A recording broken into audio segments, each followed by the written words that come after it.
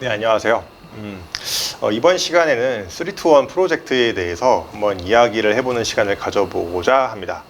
생각보다 많은 어머님들이 이 3-2-1 프로젝트에 대해서 궁금해 하시더라고요. 그러니까 사실은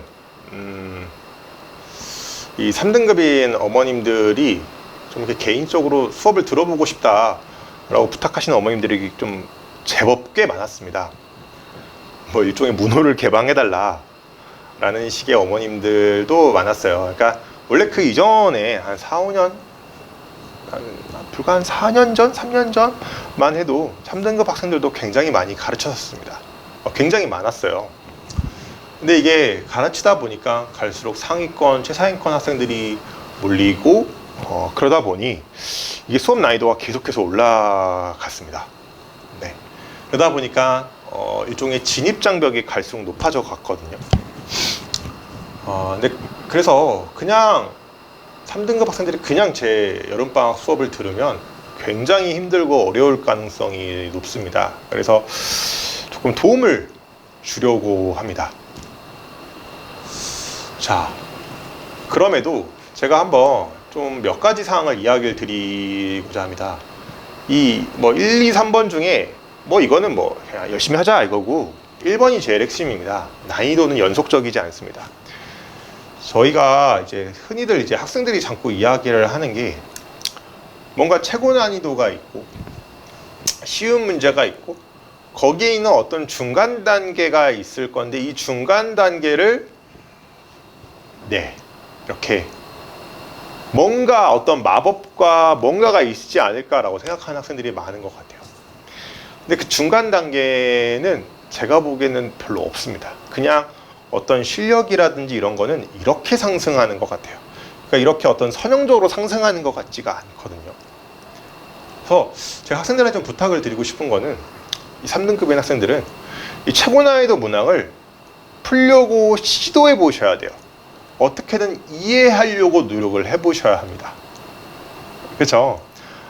계속 기다리면 안 돼요. 이거 내가 언젠간 실력이 쌓이면 되지 않을까? 이렇게 뭔가 선형적인 느낌을 갖고 이렇게 공부를 하시거든요. 그러면 안 된다라는 거예요. 그냥 시도하고 어떻게든 이해해 보려고, 정답집 오셔도 좋습니다. 어떻게든 이해해 보려고 노력을 하셔야 돼요.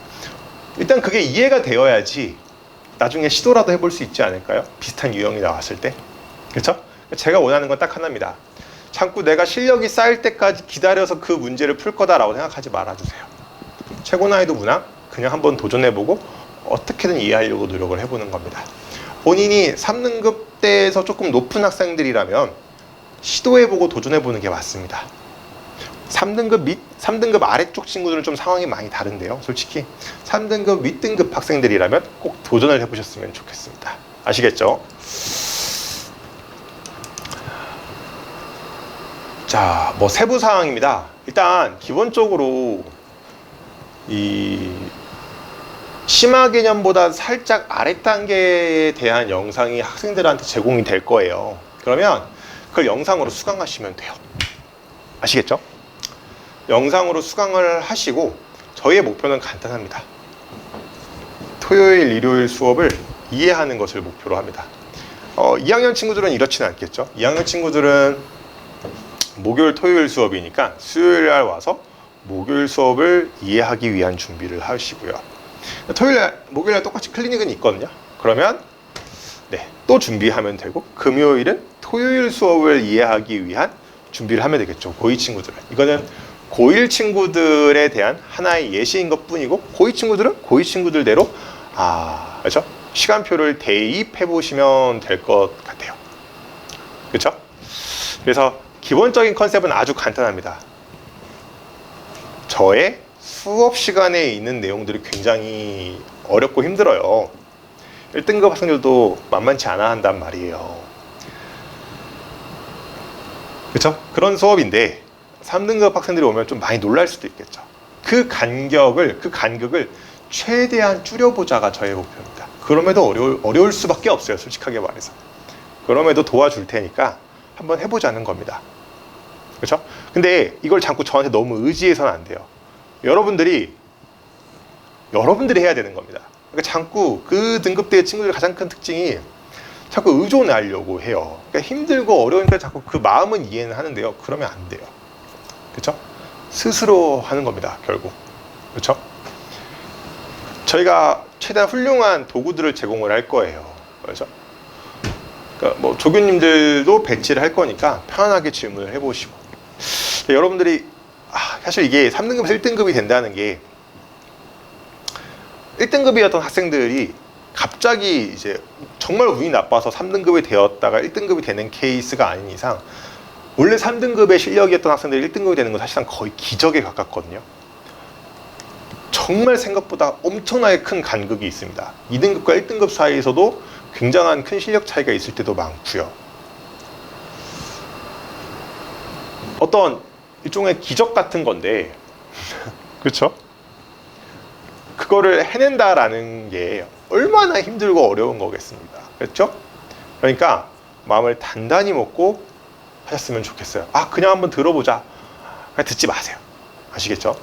어차피 여러분들 왔더니 수업만 어렵고 힘들기만 하고 도움 하나도 안 되더라, 저 욕하시게 될 거예요.